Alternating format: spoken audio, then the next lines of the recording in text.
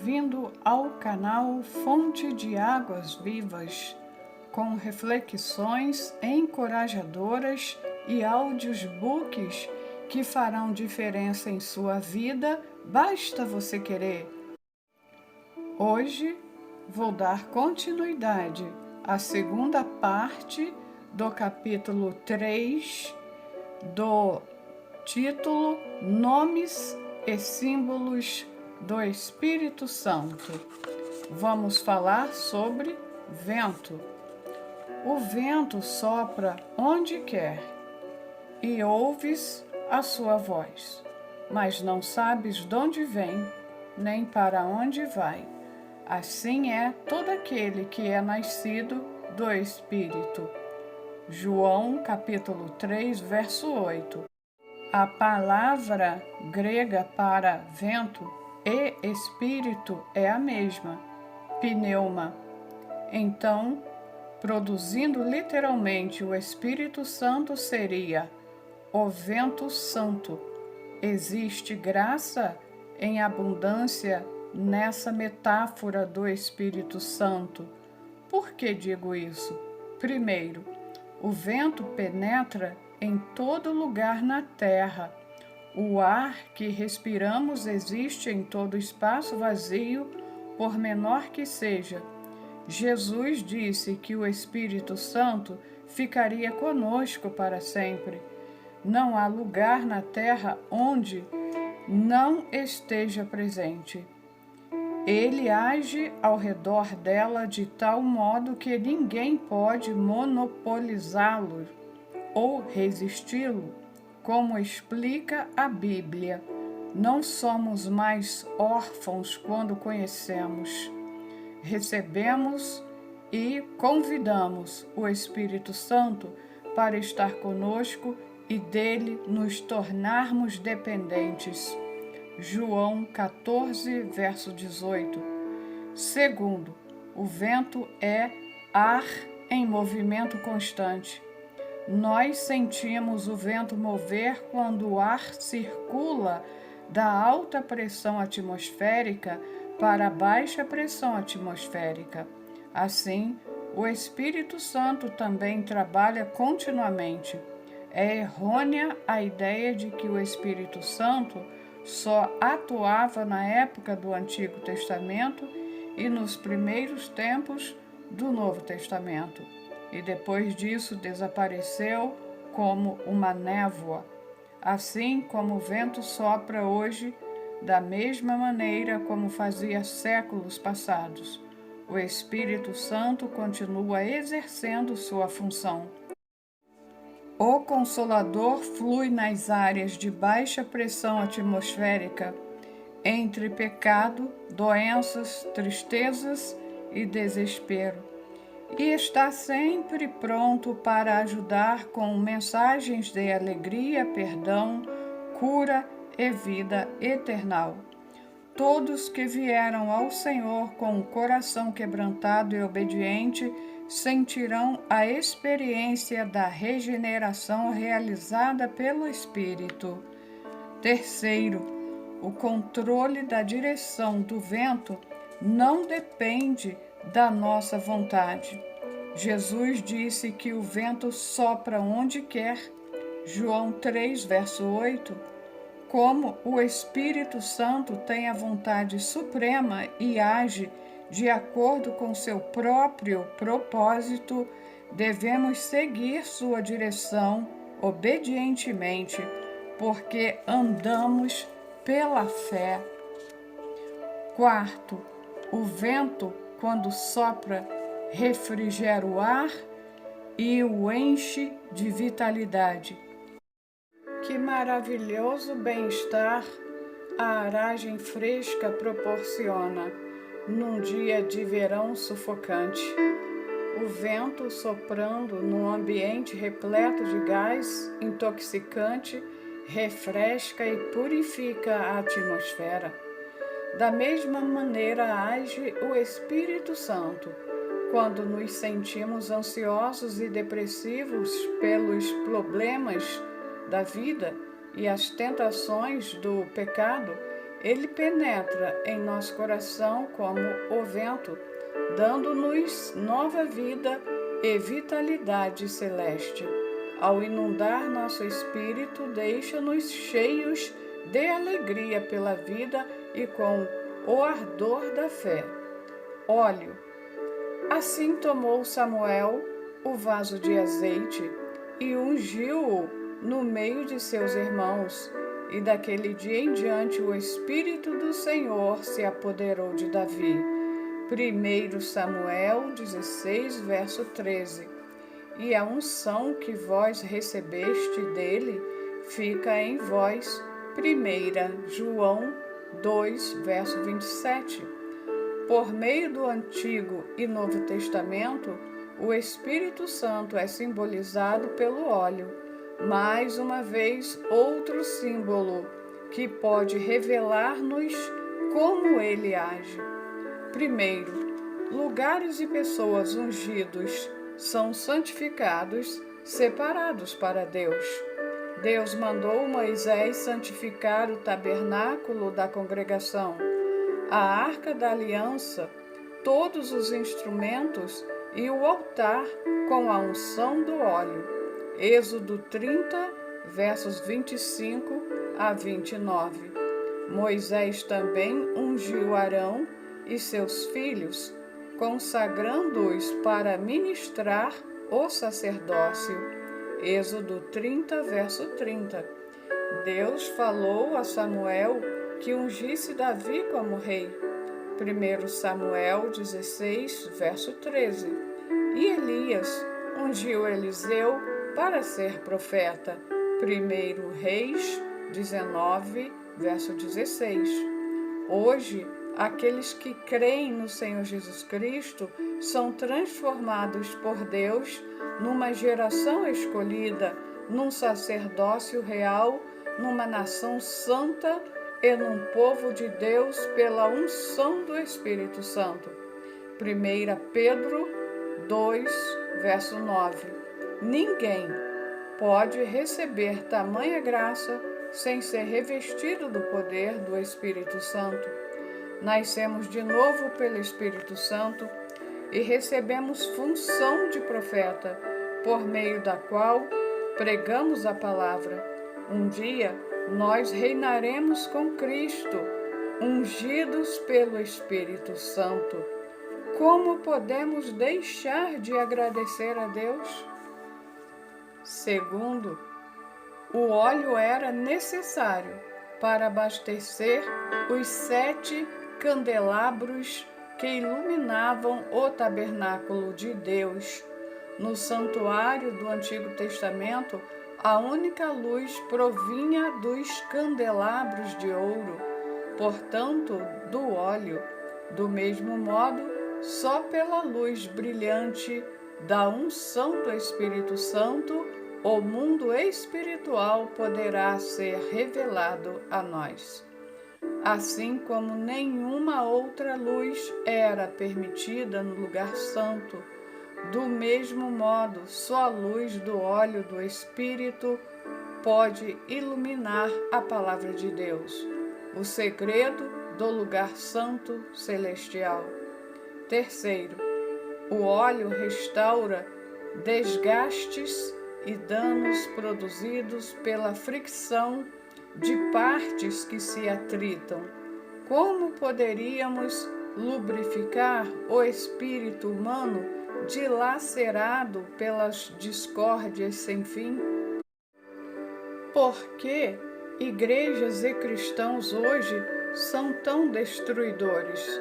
É porque não têm recebido a unção do Espírito Santo. A lubrificação com o óleo de paz, amor e cura acontece quando somos cheios com o Espírito. Quarto, óleo é um ingrediente necessário para a preservação da vida. Por que o espírito de alguns cristãos tem se tornado seco como os ossos no vale da visão de Ezequiel? Por que a igreja está definhando? tanto em qualidade quanto em quantidade. É porque os cristãos não têm recebido o óleo do Espírito Santo, a nutrição celeste indispensável ao nosso espírito. A história e a realidade provam claramente que tanto igrejas como cristãos, quando cheios do Espírito Santo, são bem nutridos. Isso acontecia no passado e assim continuará sempre. Chuva. Ele será como a chuva sobre a erva ceifada, como os aguaceiros que umedecem a terra. Salmos 72, verso 6. Conheçamos e prossigamos em conhecer ao Senhor, como a alva será a sua saída, e ele a nós virá como a chuva serôdia que rega a terra. Oséias 6, verso 3. Há duas razões claras para o uso da metáfora do Espírito Santo como chuva. Falemos sobre a terra. Ela não pode produzir nenhum fruto, nem manter qualquer tipo de vida, a não ser que receba chuva. Nos dias do profeta Elias, no Antigo Testamento, quando todas as plantas e árvores estavam secas e a vegetação morta, Elias orou ardentemente pedindo chuva. A chuva caiu e a terra produziu fruto. Assim como a terra pode produzir fruto e preservar a vida apenas quando recebe chuva, a vida espiritual de uma pessoa também só pode renascer, produzir fruto e conservar a vida de poder mediante a chuva do Espírito Santo. Uma segunda razão para simbolizá-lo como chuva que irriga a terra é um pouco mais complexa. Na Palestina, os fazendeiros esperam chuva 2 vezes durante a estação do plantio. A primeira delas cai no fim do outono e é chamada primeira chuva. Quando a primeira chuva chega, os fazendeiros fazem rapidamente a semeadura do trigo ou cevada, e essas sementes absorvem a umidade daquela chuva. As sementes germinam, mas durante o inverno vivem com dificuldade. Quando chega a primavera, ventos quentes do sudeste sopram e a chuva cai de novo, dando nova vida. Os fazendeiros palestinos chamam essa chuva de primavera, última chuva. Então, as plantas absorvem a chuva e crescem rápido até serem colhidas. Esse ciclo natural é mencionado em relação ao Espírito Santo no livro de Tiago. Sede, pois, irmãos, pacientes até a vinda do Senhor. Vede que o lavrador espera o precioso fruto da terra, aguardando-o com paciência até receber as primeiras e as últimas chuvas. Tiago, capítulo 5, verso 7. Quando o Senhor Jesus veio à terra, semeou a semente do Evangelho. 10 dias depois de sua ascensão, no dia de Pentecostes, 120 cristãos que receberam essa semente estavam reunidos em Jerusalém. Quando oravam, um som do céu, como vento muito forte, encheu a casa onde se reuniam os seguidores de Jesus. Línguas como de fogo desceram, pousando sobre cada um deles, e foram imediatamente cheios com o Espírito Santo. Naquele momento, a Igreja de Jesus Cristo foi estabelecida. Essa primeira chuva do Espírito Santo caiu também sobre Samaria. Mais tarde, numa hora de adoração, caiu na casa de Cornélio. E depois sobre os cristãos em Éfeso. Com a vida e o poder do Espírito, igrejas de Jesus Cristo foram construídas aqui e ali. A palavra do Evangelho começou a ser pregada com vigor. Esse trabalho do Espírito, a primeira chuva, foi derramada abundantemente até 300 anos depois de Cristo. Então, ela começou a diminuir e em 600 anos depois de Cristo, o trabalho do Espírito Santo quase cessou. A igreja tornou-se ritualística e o forte inverno da fé aproximou-se. A igreja entrou numa fase sombria. Durante a Reforma no século XVI, pelos esforços de homens como Martim Lutero, o trabalho do Espírito Santo reviveu. Mais adiante, por meio de servos fiéis ao Senhor como John Wesley, George Whitefield, Charles Finney e Dwight Moody, a grande atuação do Espírito Santo reapareceu. Por volta do ano de 1900, o mundo todo começou de novo a receber o Espírito Santo. Agora que a Igreja tem recebido o Espírito Santo na abundante última chuva, serôdia, estamos testemunhando sua atuação como a Igreja cristã em seus primórdios. Apesar de algumas pessoas não entenderem o trabalho de Deus nos dias de hoje, apesar da oposição a esse movimento do Espírito Santo, ninguém pode deter a ação e a vontade de Deus. O cumprimento de seu trabalho não falhará. Nós só podemos dar graças, louvor e honra a Deus que nos restaura o poder da igreja primitiva, derramando a última chuva do Espírito Santo. Quando fui convidado para presidir a 8ª Conferência Mundial Pentecostal, realizada no Rio de Janeiro, Brasil, não pude deixar de admirar o maravilhoso trabalho do Espírito Santo. Nesse país católico enraizado com cerimônias e ritos, afirma-se que milhões de pessoas já receberam o Espírito Santo, de acordo com Atos 2, verso 4. Agora, antes da segunda vinda do Senhor Jesus, o Espírito Santo está de novo despertando a igreja ao redor do mundo e derramando sua graça, libertando almas através da crença em Jesus Cristo, admitindo que agora é o tempo oportuno para revitalizar nossa fé pelo recebimento da chuva serôdia do Espírito. Devemos permanecer em fervorosa oração. Pomba.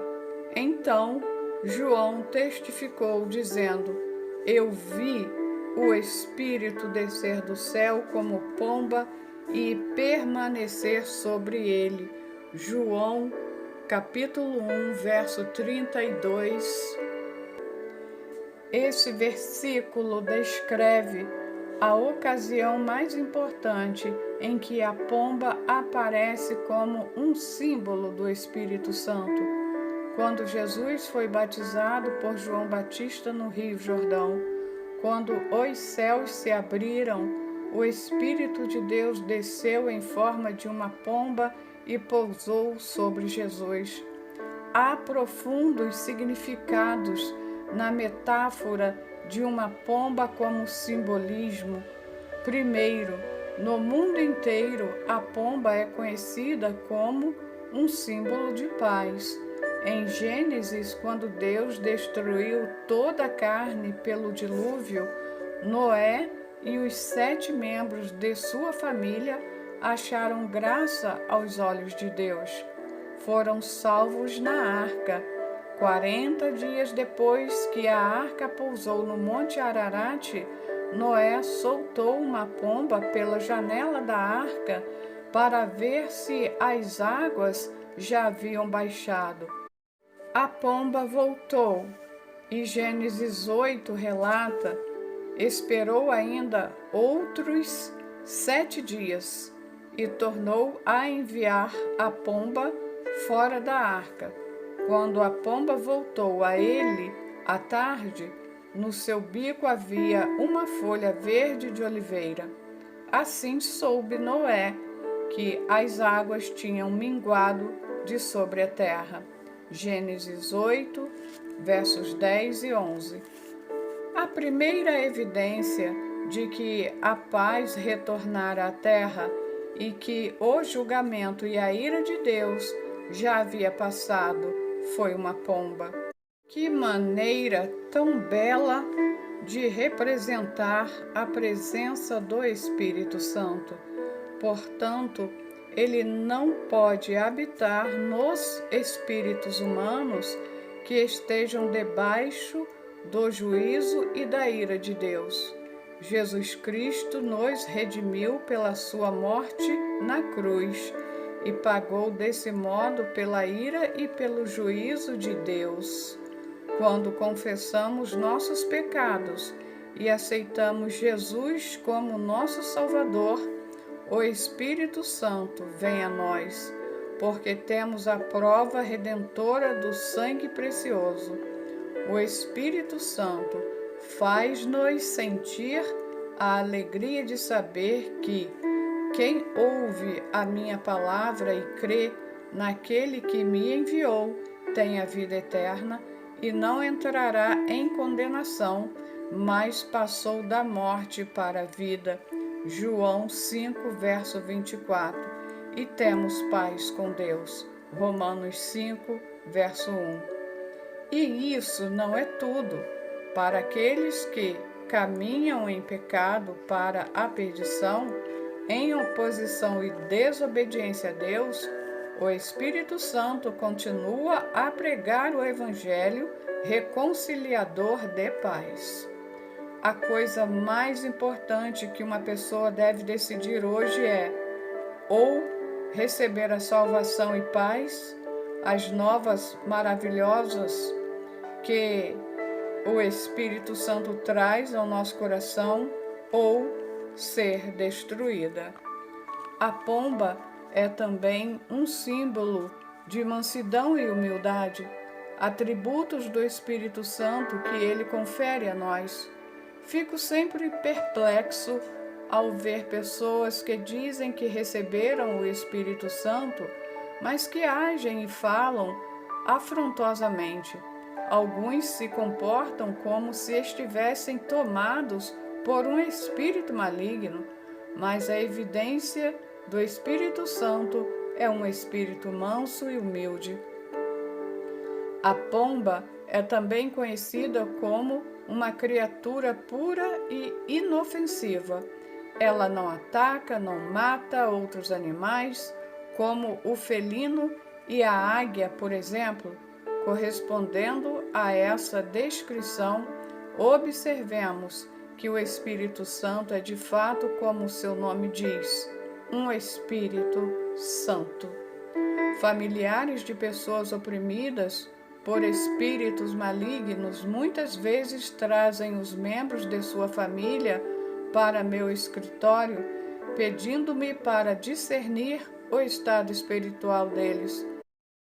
Enquanto vou conversando com essas pessoas sofredoras, elas confessam sem exceção que obscenidades, pensamentos maus e linguagem abusiva fluem por meio delas contra a sua própria vontade.